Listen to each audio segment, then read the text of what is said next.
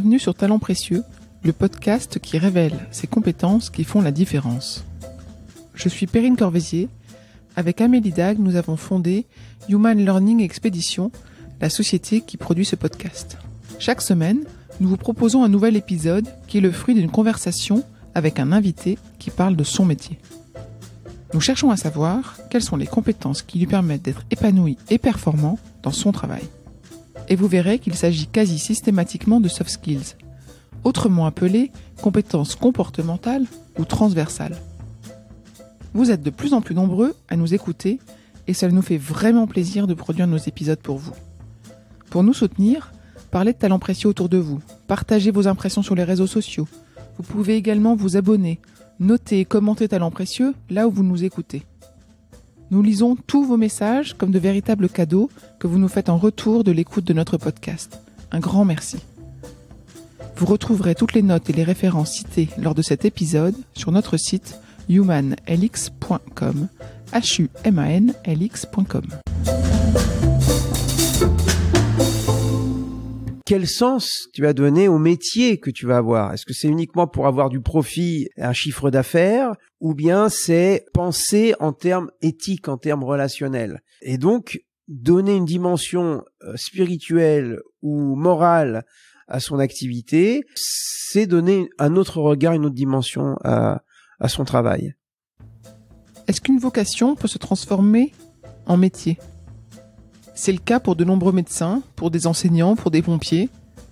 Qu'en est-il pour les rabbins ? Par définition, un rabbin est le chef religieux d'une communauté juive qui préside au culte. Chef religieux, chef d'une communauté, président, ça commençait à ressembler à un métier. J'ai donc pris rendez-vous avec Philippe Haddad, rabbin de la synagogue Copernic à Paris. En toute transparence, quand je suis arrivé au rendez-vous, je ne savais pas si notre entretien allait durer plus que le temps de la question « Est-ce que rabbin est un métier ?» S'il m'avait répondu non, j'aurais coupé le micro. Heureusement, pour moi et pour vous, il a dit oui. Rabbin est donc un métier. Vous allez entendre cette conversation pendant laquelle j'ai tant appris auprès d'un homme qui veut transmettre, qui aime trouver le sens et le faire découvrir aux autres, pour qui l'animation de sa communauté est un métier passionnant. Bonne écoute.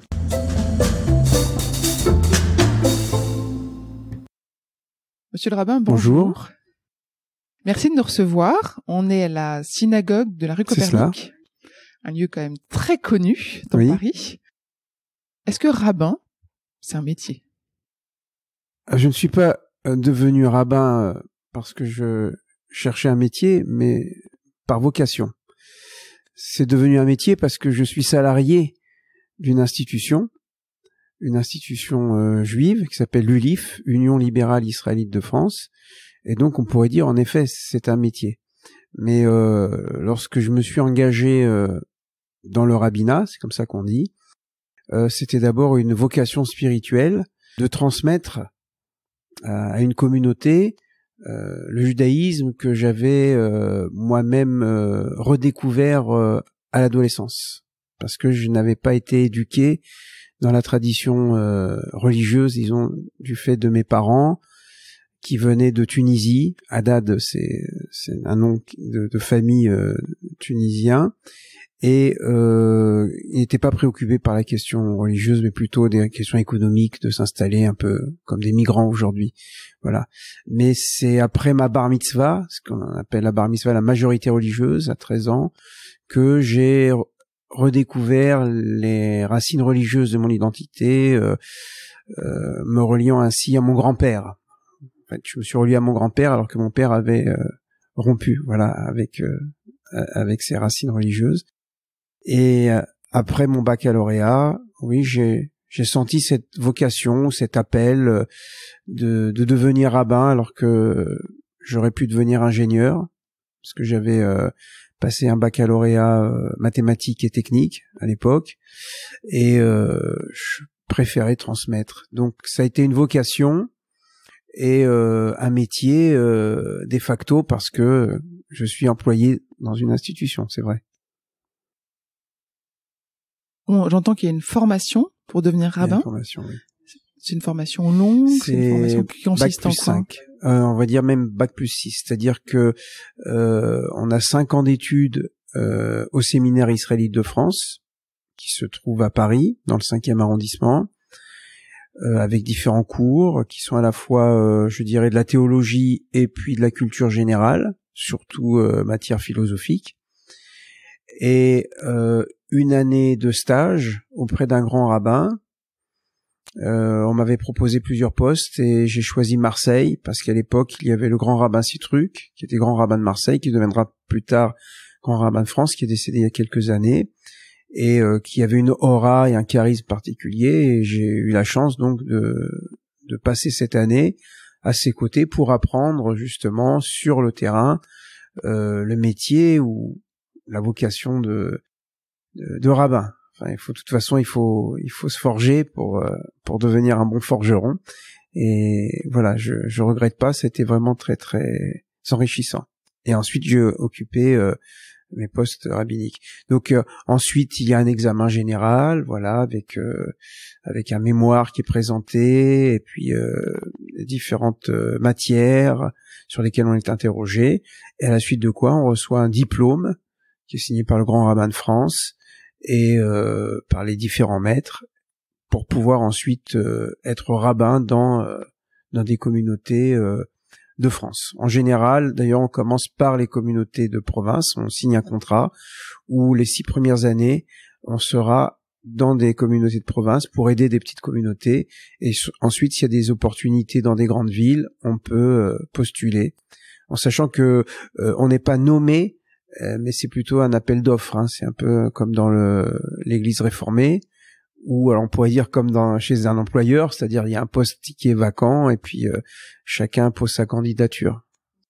Donc c'est au mérite. Quand vous êtes arrivé à l'un ou à l'autre de vos postes, qui a choisi de vous prendre? En fait, c'est mon premier poste, par exemple, c'était Nîmes. J'étais rabbin à Nîmes tout d'abord, et il y avait plusieurs postulants parce que le rabbin en place allait partir justement pour aller dans une communauté plus importante, donc la place était vide, et c'est le conseil d'administration, donc qui est dirigé par un président, enfin comme une association, qui fait l'appel, et donc on était 3 candidats, et chaque candidat donc va passer ce qu'on appelle un Shabbat. En fait, c'est un week-end dans la communauté qui consiste à animer l'office. Donc on est jugé aussi sur ses capacités de chanteur, de cantor, puisque la prière est chantée, sur son homélie, sur le contact avec le public. Il y a un repas communautaire en général, on prend la parole, et également le dimanche, parce que le dimanche c'est le jour du Talmud Torah, qui est l'équivalent du catéchisme. Et donc sur ce week-end, les membres de la communauté, les parents, le conseil d'administration, etc., jugent ou jaugent le rabbin, et il se trouve que sur les 3, j'ai été choisi, et voilà, c'est comme ça que ça se passe. Donc il y a à la fois un système hiérarchique par le dessus, oui, qui vous évalue, mais il y a aussi la communauté que vous allez intégrer qui donne son avis. C'est un mariage, hein. Rentrer dans une communauté, c'est comme un mariage, c'est-à-dire il faut que le conjoint, la conjointe trouve grâce aux yeux de l'autre, et donc oui, parce qu'on va passer un certain nombre d'années avec une communauté, il vaut mieux que ça se passe bien, quoi. Je veux dire qu'il y a un bon feeling, un bon retour de part et d'autre, que la communauté se sente rassurée par son rabbin, que le rabbin aussi se trouve bien accueilli dans la communauté, voilà, qu'il y a un échange et qu'on puisse ensemble cheminer dans le judaïsme, la transmission, l'étude, la vie communautaire. J'ai entendu, on va revenir 2 secondes sur vos études, que vous aviez envie au niveau du baccalauréat déjà de transmettre. Oui. Donc ça veut dire que cette vocation, elle était là très tôt de transmettre. Et est-ce qu'aujourd'hui c'est bien l'essentiel de votre quotidien de transmettre? Je voudrais que ce soit l'essentiel, mais en tant que rabbin de communauté, il y a d'autres demandes qui concernent tous les moments de la vie. On peut dire qu'un rabbin, c'est un enseignant et un accompagnant. C'est-à-dire qu'on accompagne les familles dans tous les moments de l'existence, ou les moments clés de l'existence, ou les rites de passage, donc la naissance, l'éducation des enfants, donc je parlais du Talmud Torah, l'équivalent du catéchisme, les mariages, mais aussi les enterrements, les visites aux malades, etc. ce qui prend du temps, mais c'est du temps qui est offert, quoi, pour soutenir des familles, pour accompagner des familles.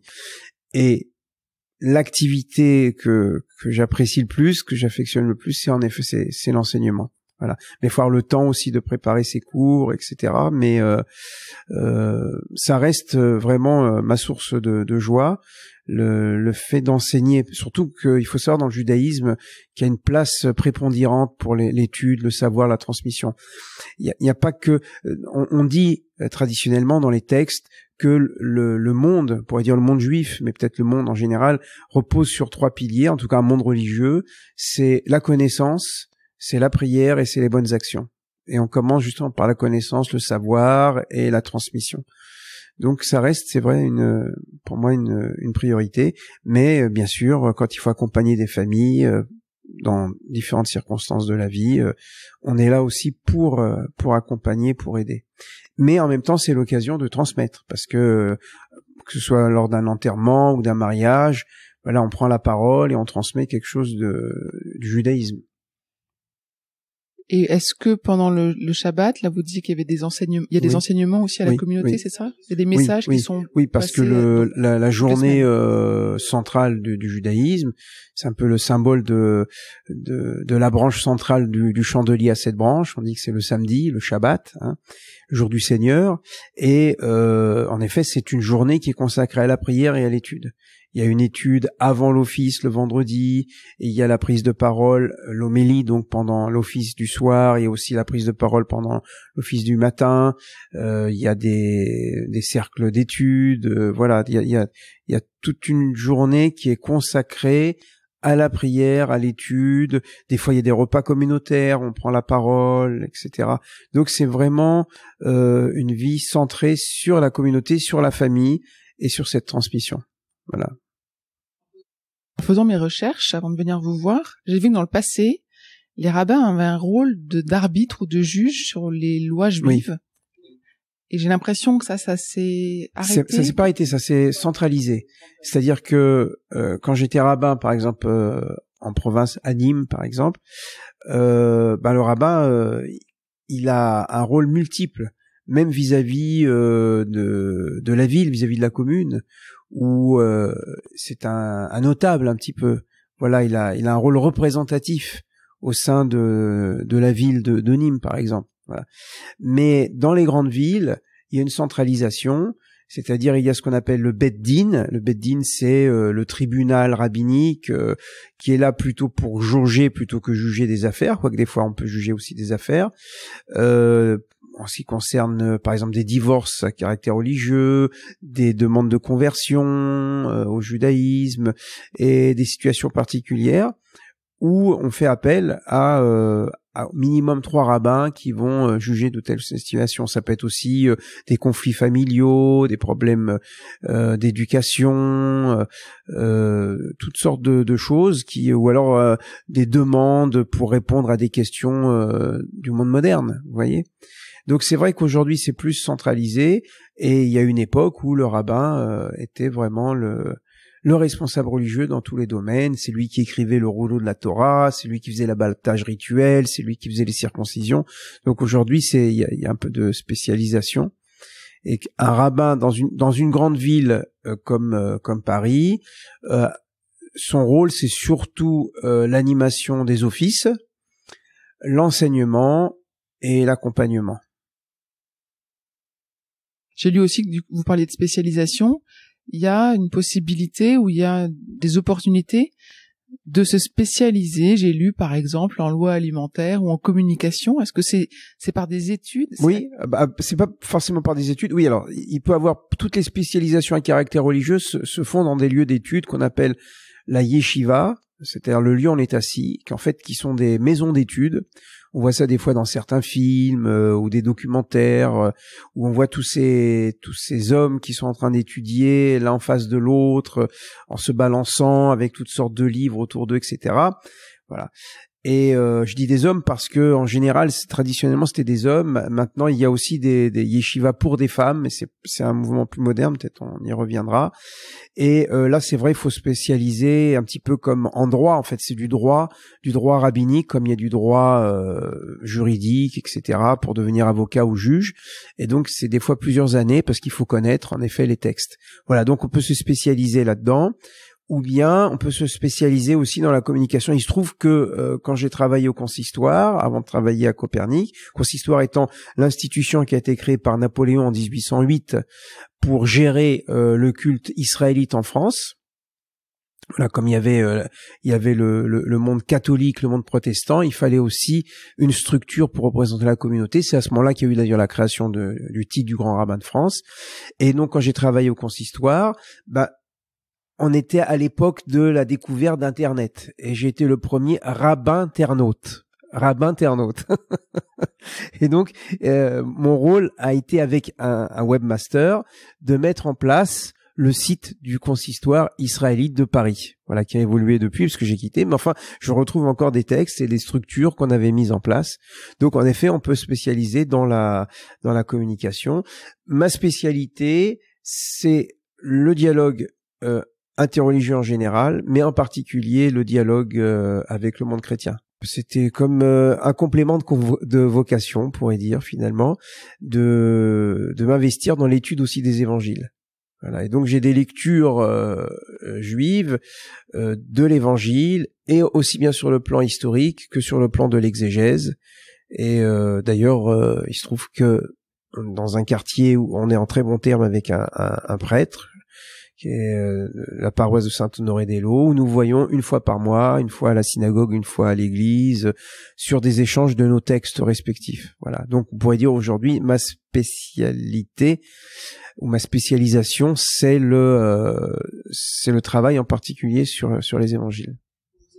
Vous êtes auto-formé sur cette spécialisation. Oui, je me suis auto-formé. Enfin, je me suis auto-formé tout en lisant et en rencontrant et en échangeant, en participant à des colloques, etc. et en gardant des contacts avec les uns et les autres. Mais c'est vrai qu'au départ, c'était plus ou moins personnel. Et depuis vos premières études, est-ce que vous avez suivi d'autres compléments de formation officiels? Est-ce qu'il y a, je sais pas, comme des médecins qui vont repartir parfois se former sur des nouvelles technologies? Quand j'ai l'occasion de participer à des colloques ou des formations, je les fais.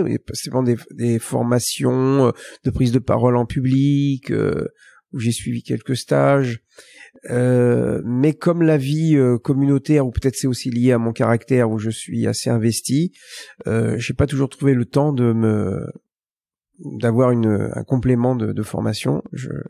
Je regrette parce qu'il y a des choses que j'aimerais travailler, donc j'essaye de trouver le temps, mais c'est pas toujours évident parce que l'agenda d'un prêtre ou d'un rabbin, peut-être aussi d'un imam, ne dépend pas que de soi. On peut avoir très bien fixé des rendez-vous, puis au dernier moment dire excusez-moi, je peux pas venir à ce rendez-vous parce que il y a un décès ou il y a telle ou telle urgence communautaire. Je m'y suis préparé. Ça pouvait arriver, en effet. Voilà. Ça pouvait arriver. Voilà. Donc si ça nous arrive. Voilà. Et vous, voilà, c'était hier en fait. J'ai eu un enterrement hier, mais voilà, pas aujourd'hui. Parfait. On a parlé du grand rabbin de France. Oui. Est-ce que c'est votre chef hiérarchique? Pas directement. Le judaïsme français, le judaïsme mondial, mais le judaïsme français en particulier, est structuré avec différentes obédiences. Comme dans le monde chrétien plutôt, il y a les catholiques, les protestants, les orthodoxes, si vous voulez, les évangéliques, voilà. Et ben dans le judaïsme, il y a également différentes mouvances, différents courants. Donc vous avez le judaïsme officiel qui est le judaïsme consistorial, donc le consistoire israélite de France qui a été créé donc sous l'impulsion de Napoléon Bonaparte en 1808. Et ensuite il y a deux mouvances majoritaires. Enfin, trois, on va dire. Il y a ce qu'on appelle les Lubavitch, qui sont des orthodoxes que l'on reconnaît dans les rues parisiennes ou dans les grandes villes, parce que, par exemple, ils font les allumages du chandelier à 9 branches pendant la fête des Lumières, la fête de Hanouka, si on veut bien prononcer. Voilà, et on les reconnaît, leur redingote, leur chapeau noir, leur barbe. Voilà, ça c'est une mouvance qui est indépendante. Vous avez ensuite le mouvement Massorti, qui est moderne orthodoxe. Donc ça vient des États-Unis. Et ils sont orthodoxes, mais en même temps, ils essayent d'adapter le rituel au monde contemporain, de la modernité. C'est depuis le 19e siècle. Et puis, vous avez le judaïsme libéral. En fait, moi, j'étais au judaïsme consistorial et je suis passé au judaïsme libéral, qui est beaucoup plus libre sur le rituel. En fait, c'est plutôt une foi. Le judaïsme libéral met l'accent sur les valeurs morales, les valeurs éthiques du judaïsme, en fait, qui viennent des prophètes. Et quant à la pratique, elle est vraiment libre, vous voyez, et une adaptation avec le monde moderne. Voilà. Donc, on pourrait dire que le judaïsme libéral ne reconnaît pas, ou un rabbin libéral ne reconnaît pas le grand rabbin de France, qui est le grand rabbin de France du consistoire israélite de France. Voilà. Mais il se trouve que, étant à la fois un ami du grand rabbin de France actuel et partageant ses points de vue, dans son ouverture d'esprit, dans sa volonté de dialogue, etc. Oui, d'une certaine manière, je le reconnais comme mon grand rabbin de France. Oui. Et dans votre mouvance libérale, il y a un système hiérarchique. Il se trouve que c'est mon âge qui fait que je suis le premier rabbin de Copernic. D'accord. Par rapport à mon jeune collègue qui est rabbin depuis 3 ans, 3 ou 4 ans. Donc voilà, c'est le poids de mon âge. Voilà, qui D'accord. fait que. Mais D'accord. Sinon, non, il n'y a pas de hiérarchie dans le judaïsme libéral. Parfait. Je vais vous poser une question qu'on pose à tous nos invités. Elle concerne un de vos succès professionnels. Est-ce que vous pourriez nous raconter un moment de votre vie dont vous êtes fier, votre vie professionnelle dont vous êtes fier, là où vous avez réussi à faire bouger les lignes ou à faire la différence? Oui, enfin, celui qui me revient maintenant en mémoire, peut-être il y en aurait d'autres, mais voilà, c'était à la mort de Jean-Paul II. Donc à l'époque, j'étais rabbin aux Ulysses, dans l'Essonne. Alors Jean-Paul II, on va préciser, c'était le pape Jean-Paul II, voilà, Jean-Paul II, qui, pour mémoire, avait rencontré le grand rabbin de Rome. Voilà, et c'était le pape qui s'était déplacé vers le rabbin. Hein, c'est pas le rabbin qui allait voir le pape comme ça se faisait dans les temps plus anciens. Et il est parti aussi en Israël. Il a été à Yad Vashem et il y a une célèbre photo qu'on peut trouver sur Internet, c'est le pape avec sa kippa, sa calotte blanche, priant devant le kotel, devant le mur, en mettant un papier dans les fentes sur lequel il y avait une demande de pardon au peuple juif. Voilà, donc pour situer.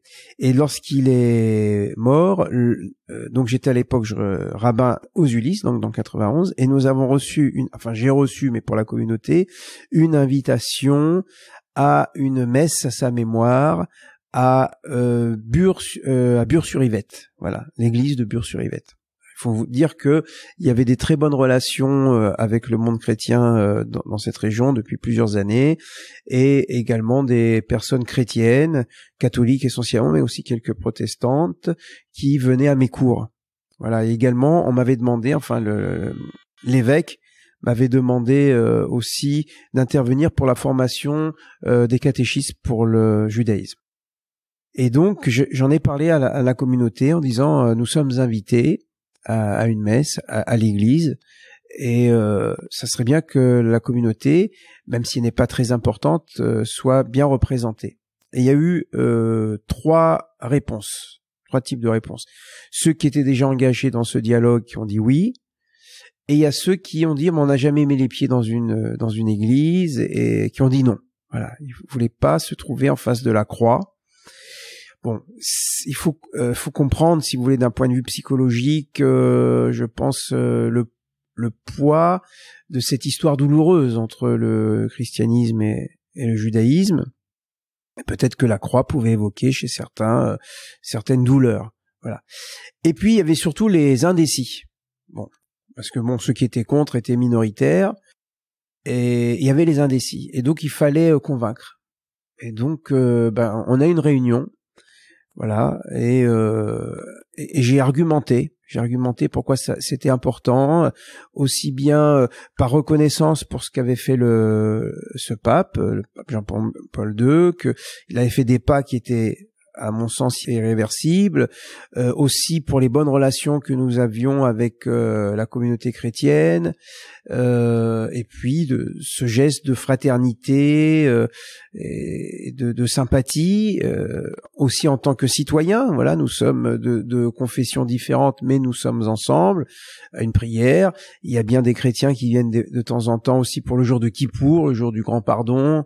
Voilà. Et j'ai réussi à convaincre un certain nombre de personnes qui étaient indécises et qui ont dit bon ben on va y aller. Et on était une belle délégation, encore une fois tout est proportionnel parce que c'était pas une grosse communauté, mais enfin on était bien une vingtaine de personnes, ce qui pour les Ulysses était quand même un chiffre important en proportion.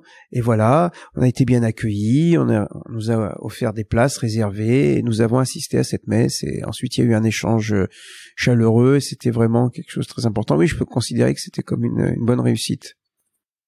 Donc votre succès, ça a été aussi de convaincre cette majorité ou ces personnes-là indécises et de transformer leur vision. Oui.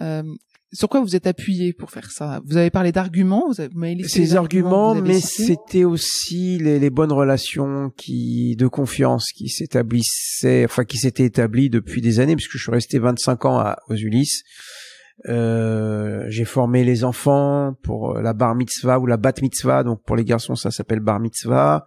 Pour les filles, ça s'appelle bat mitzvah, c'est une sorte de confirmation religieuse, voilà.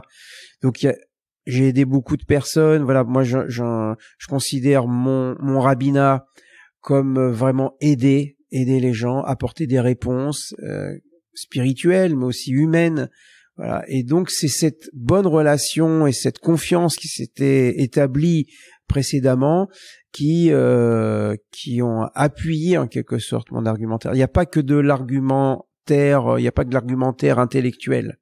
Bon, il vaut mieux avoir des arguments, c'est comme un vendeur, si vous voulez, il fallait vendre quelque chose d'une certaine manière, mais il y a aussi la confiance. Et ça me paraît très très important.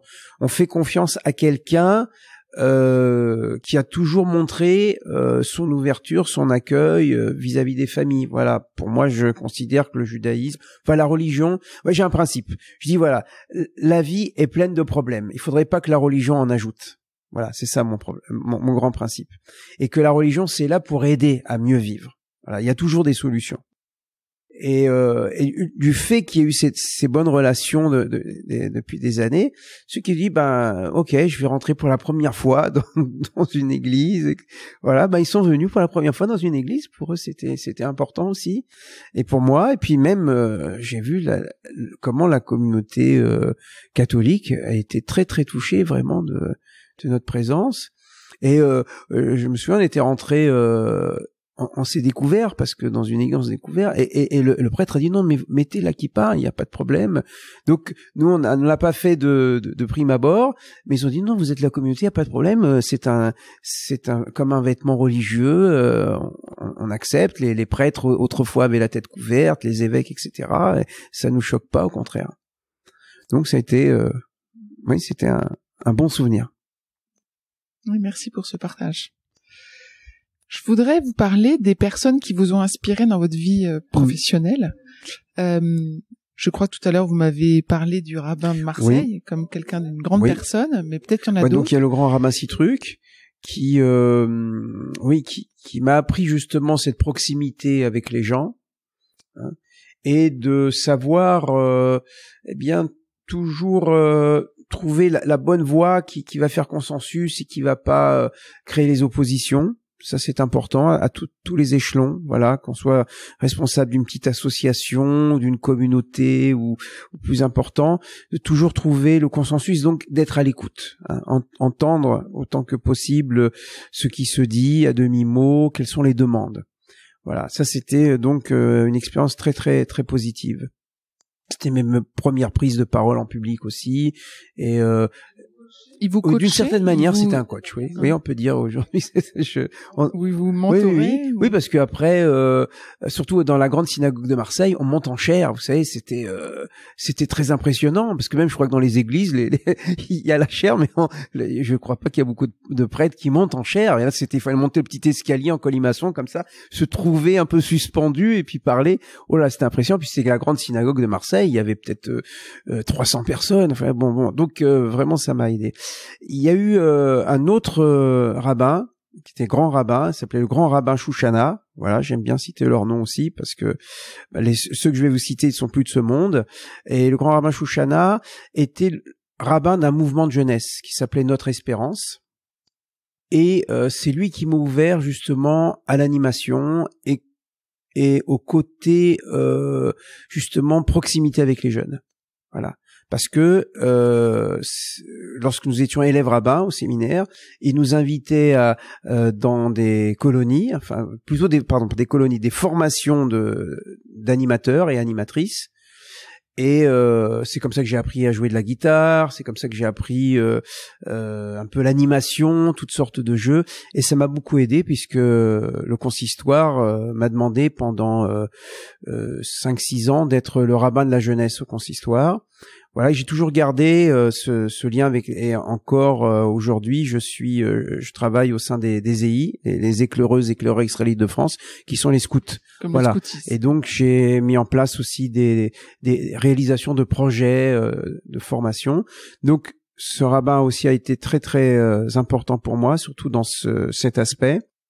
Et puis ça a été mon maître en Talmud. Bon, le Talmud c'est quand même et en Midrash, c'est-à-dire la tradition orale d'Israël, donc c'est très important. Puis un troisième maître qui m'a aussi beaucoup marqué, c'est Léon Ashkenazi, qui était surnommé Manitou parce que c'était son nom de totem, parce que lui aussi c'était un ancien EI qui venait d'Algérie. C'était le fils du grand rabbin David Ashkenazi, qui était grand rabbin d'Oran. Comme beaucoup de juifs dans les années 60, les pieds noirs, etc., sont venus en métropole, et il a dirigé une école qu'on appelait l'école d'Orsay, donc qui se trouve à Orsay dans le 91, à côté des Ulysses justement. Et c'était un homme alors d'une grande culture, aussi bien dans le judaïsme, mais surtout en philosophie, en sociologie, en sciences. Vous savez, il y a des personnages comme ça qui sont des érudits, des dictionnaires ou des encyclopédies vivantes et qui parlent de choses et d'autres, etc. Et c'était fascinant parce que il essayait de montrer en quoi le judaïsme pouvait dialoguer et avec les sciences humaines et avec la philosophie, avec la science, etc. Mais toujours dans des façons très très concrètes, et aussi qui m'a ouvert l'esprit sur le dialogue interreligieux, et en particulier entre le judaïsme et le christianisme. Et voilà, c'est le troisième personnage qui a marqué d'ailleurs une génération, parce que Manitou, Léon Ashkenazi, a formé beaucoup de dirigeants et de cadres communautaires qui étaient souvent issus de grandes écoles, mais complètement assimilés, qui connaissaient rien du judaïsme, voilà, et qui en quelque sorte a fait redécouvrir cette fibre juive et cette science, ce savoir du judaïsme, qui était aussi une pensée, qui était pas seulement un rituel, mais qui était une pensée. Il y a aussi un autre personnage, mais je l'ai moins côtoyé, je l'ai lu mais moins côtoyé, c'était Emmanuel Levinas, qui à la fin de sa vie, j'allais passer le Shabbat dans sa synagogue, et où il faisait des commentaires, et toujours à la fois faisant appel et à la philosophie et au Talmud. Et en fait, ces maîtres nous ont montré qu'il y avait une pensée du judaïsme à travers des textes qui souvent pouvaient être rébarbatifs ou présenter des mythes, ou bien voilà et en fait on pouvait déconstruire en montrant qu'il y avait une pensée derrière tout ça. Donc ce sont des personnages clés qui m'ont beaucoup marqué, qui ont beaucoup formé ma personnalité, ma fibre juive, mon âme juive, et je pense que je suis un continuateur de tout ce qu'ils m'ont légué, quoi. Vous essayez de retransmettre. Oui, voilà. Aussi. Après, il y a mes personnalités, etc. Mais très souvent, je cite, je dis comme a dit mon maître, ou on dit mon maître, etc. Et des fois, je dis voilà comment moi j'interprète aujourd'hui. Parce que bon, j'ai mon propre cheminement aussi. C'est-à-dire, moi, je viens d'un milieu plutôt orthodoxe, de stricte observance, et je suis passé jusqu'au judaïsme libéral, où la pratique est plus souple, etc. Mais je suis très reconnaissant sur la pensée juive que j'ai reçue. Vous avez parlé des jeunes que vous accompagnez. Est-ce qu'ils vous parlent de leur métier, de leur aspect professionnel aussi, ou est-ce qu'ils vous parlent uniquement de religion? Ah non, puis j'aime bien connaître moi les jeunes pour savoir ce qu'ils veulent faire plus tard, et j'ai toutes sortes de jeunes qui me parlent de leur métier, et j'aime bien discuter avec eux. Qu'est-ce que le judaïsme que tu as reçu pourrait t'apporter dans ton métier? Voilà, moi j'aime bien une histoire, enfin je raconte souvent aux enfants, et d'ailleurs aux adultes aussi, cette histoire, c'est une histoire chassidique. Vous savez, ces histoires chassidiques, c'est des histoires qu'on raconte du judaïsme d'Europe de l'Est, du 18e, 19e siècle, qui a fondé par un certain Baal Shem Tov, le maître de bonne renommée. Alors elles sont peut-être pas toutes vraies, mais elles sont toujours succulentes et elles ont toujours un sens qui nous parle.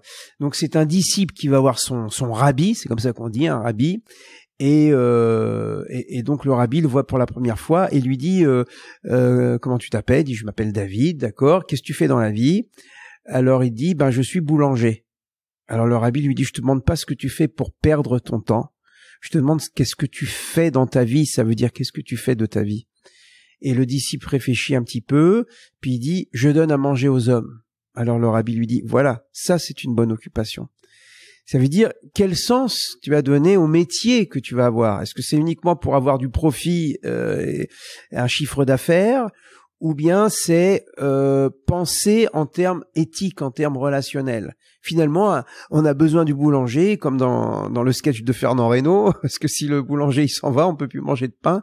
Et donc, donner une dimension spirituelle ou morale à son activité, c'est donner un autre regard, une autre dimension à son travail. Et c'est toujours du relationnel. On pourrait dire quel que soit le métier à ce moment-là, et donc j'aime bien discuter avec les jeunes. Qu'est-ce que tu vas faire plus tard? Pourquoi tu veux faire ce métier? Qu'est-ce que ça t'apporte? Est-ce que avec le judaïsme tu vois un bon mariage? Est-ce que c'est parce que si un jeune il me dit voilà moi j'ai envie de travailler dans l'armement, etc., je lui dis est-ce que t'es sûr que c'est un bon métier ça, de fabriquer des bombes? Enfin, bon, ça m'arrive une fois, mais je veux dire en général c'est pas ce genre de. Il y en a qui veulent faire ingénieur, etc. Donc c'est vrai, des fois j'apporte ces questions. Ou alors des fois il y en a qui me disent mais est-ce que je peux faire ce métier, mais peut-être que je vais être amené à fabriquer des armes. Et alors je lui dis oui, tu sais bien de poser la question. Imagine qu'il y ait plus de fabricants d'armes, il y aurait plus de guerre. Voilà. Donc c'est des questions que j'aime bien discuter du métier des jeunes. Est-ce que vous leur donnez des conseils? Des conseils, alors je leur donne des pistes. Voilà, je leur donne des pistes de réflexion. Moi, je pense que la religion, de façon générale, elle se propose, elle s'impose pas. Et donc, ce sont des pistes de réflexion. Mais c'est jamais, fais comme ceci, fais pas comme cela. Mais réfléchis à cet aspect ou tel aspect. Et en général, ce sont des adolescents. Donc, les jeunes que nous côtoyons ici, ils ont entre 12 et jusqu'à 18 ans. Donc, on voit en fait l'évolution de l'intelligence. C'est incroyable. Ça veut dire des enfants qui ont 12, 13 ans, et puis on les revoit quelques années après. Hop, ça y est, ils sont déjà en classe de philo. Ils ont déjà des questions, ils ont orienté leur vie, même politiquement des fois. Et voilà, je veux faire ceci, je veux faire cela. Mon judaïsme, par exemple, ça va être comme ceci, comme cela. Donc, on voit qu'il y a une évolution. Et donc là, oui, on a un petit peu un rôle de panneau indicateur. Voilà, tu choisis cette voie, ok. Et là, c'est la discussion, c'est toujours individuel et c'est toujours très enrichissant. Parce que je dois dire aussi que le métier entre guillemets de rabbin, c'est un métier enrichissant parce que on rencontre toutes sortes de personnes dans le monde juif, aussi dans le monde non juif, et il y a toutes sortes d'expériences, et c'est les plus belles expériences en fait, c'est les rencontres humaines, quoi. Et est-ce que vous avez des jeunes qui vous demandent des conseils pour devenir rabbin? Oui, il y en a quelques-uns. Il y a quelques vocations. Il y en a pas beaucoup, mais certains, en effet. Donc je leur conseille de travailler par exemple leur liturgie, parce que un rabbin c'est un officiant, donc il doit apprendre à lire, à cantiler le texte de la Bible, d'approfondir ses connaissances. Il y en a pas beaucoup, enfin je n'ai pas côtoyé beaucoup, mais quand ça arrive, oui, je pense à un jeune en particulier de notre communauté qui vraiment qui se sent l'âme de rabbin, oui. Et actuellement, il y a 5-6 rabbins. Alors dans les milieux libéraux, il n'y a pas de séminaire en France, mais ça se fait dans les pays anglo-saxons. C'est soit en Angleterre, aux États-Unis ou en Allemagne. Oui, en Israël aussi, voilà. Mais pas en France, parce qu'en France, c'est une communauté quand même relativement ancrée sur les traditions. Et donc le séminaire, c'est le séminaire israélite de France qui dépend du consistoire uniquement. Je reviens juste sur ces études pour devenir rabbin pour ces jeunes-là. S'ils commencent, ils sont sur le terminé ou ils peuvent abandonner en cours de route? On peut arrêter en cours de route. Hein. J'ai commencé mes études avec un ami qui voulait être rabbin, mais en même temps qui faisait des études d'avocat. Et finalement, il a décroché le rabbinat pour devenir avocat.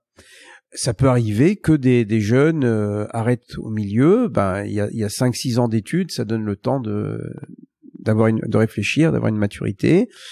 Mais par contre, on aide ces jeunes. Par exemple, lors des grandes fêtes, on les invite à prendre la parole, à participer à l'office, voilà. Donc pour qu'ils soient un peu moins timides et que ça fait partie de leur formation. Aussi, des fois, ils sont encore élèves rabbins ou élèves rabbines, parce qu'il faut bien préciser que dans le monde libéral, il y a des hommes rabbins, il y a aussi des femmes rabbins, comme Delphine Orviller, qui est assez célèbre aujourd'hui, médiatiquement parlant. Et par exemple, de les encourager d'aller dans des petites communautés pour animer ce qu'on appelle donc un Shabbat. Vous voyez, c'est un samedi, un dimanche, voilà. En général, il y a un repas communautaire, ils animent l'office, etc. Ils donnent des cours, et c'est un moyen de commencer à se forger dans cette vocation, dans ce métier de rabbin.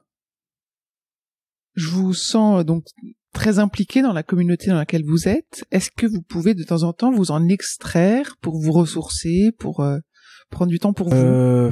J'essaye, mais bon, d'abord c'est lié, je pense, à mon caractère, que presque j'ai besoin de plonger dans la communauté. Mais c'est vrai que bon, en période de juillet-août, c'est plus tranquille, et ça me laisse plus de temps, par exemple, pour écrire, pour préparer mes sessions d'études.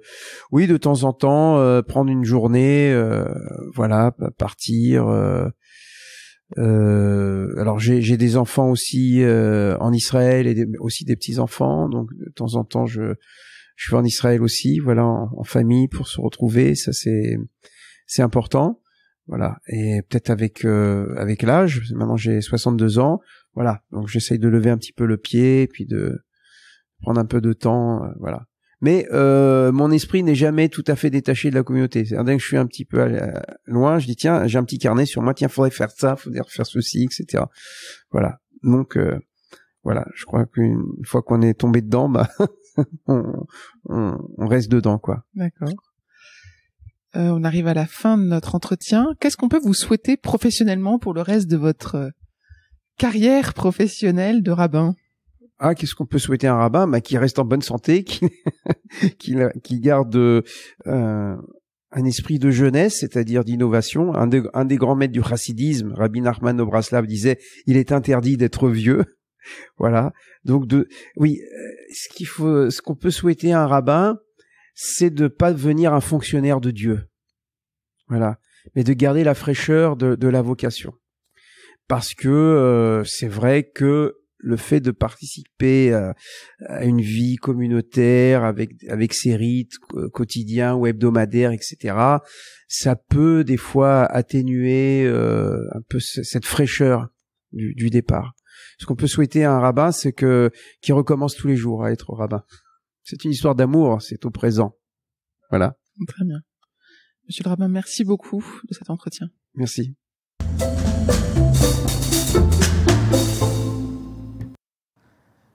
Nous avons été mis en relation par Michel Guéguin, le curé que nous avions interviewé dans l'épisode 10 de ce podcast. Je le remercie et je vous encourage à écouter ou réécouter son épisode. Si vous avez des idées de personnes que nous devrions interviewer, faites-nous signe.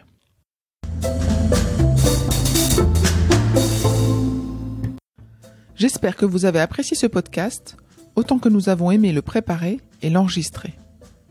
Talent précieux vous est proposé par Human Learning Expedition ou HLX. Nous accompagnons ceux qui font bouger les lignes et tout leur écosystème dans la réussite de leur projet de transformation. Pour en savoir plus sur HLX, connectez-vous sur humanlx.com, humanlx.com, ou suivez-nous sur Facebook, sur Instagram, sur LinkedIn ou sur Twitter. Merci pour votre écoute et à bientôt.